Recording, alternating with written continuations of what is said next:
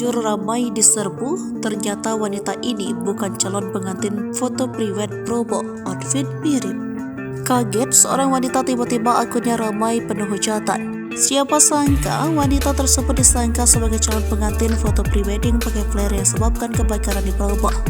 Bagaimana kabar lengkapnya?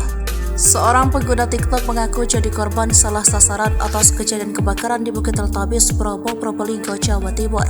Lantaran outfit yang digunakan kala prewedding, ia malah dituduh warganet sebagai pelaku yang membakar kawasan wisata tersebut pada 6 September lalu. Sebab diketahui awal mula percikan api di kawasan tersebut diakibatkan oleh flare yang digunakan saat proses prewedding.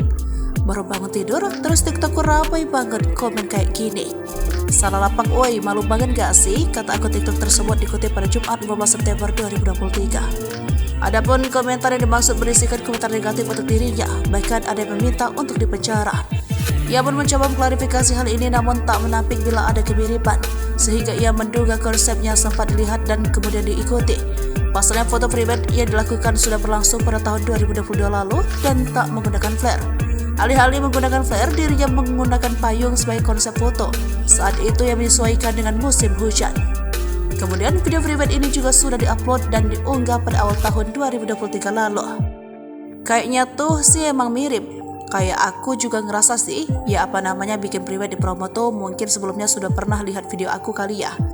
Soalnya outfitnya tuh mirip banget rambutnya. Cuma emang dalam beda sih kalau misalnya lihat-lihat tuh beda, tapi aku waktu pribadi itu nggak pakai flare-flare kayak gitu.